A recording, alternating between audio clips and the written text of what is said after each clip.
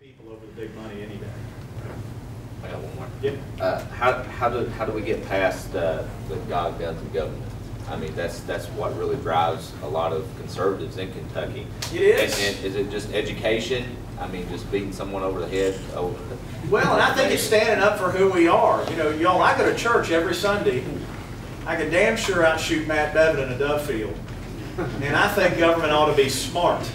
So let's take that head on, right? I mean, let's take it head on. This whole notion of Democrats apologizing for being religious is absolutely nuts.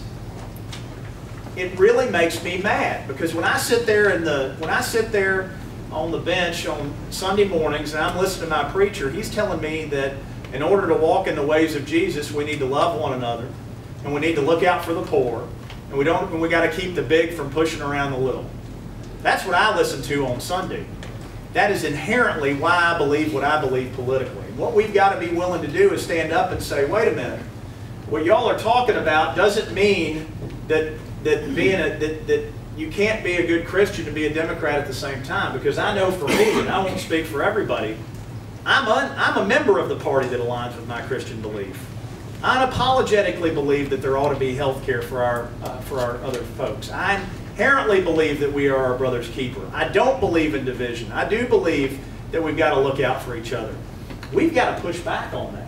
Push them right in the mouth. You know, you may remember at Fancy Farm last year, I got up and said, this group over here thinks it's Christian to kick 500,000 people off health insurance. And then I said, maybe they ought to put down the books of Ayn Rand and pick up the books of Matthew, Mark, Luke, and John. I believe that. It also got me a 6-minute segment on Rachel Maddow, somebody I've never met. But folks, there's an appetite for people who will stand up and tell the truth. And that's what we've got to do, whether you're running for office or not, whether you're political or not. Frankly, if you haven't been political, that gives you a whole lot more credibility with your family and your friends and your network when you just tell them the truth and you say, listen, you know, our kids play together on the ball team.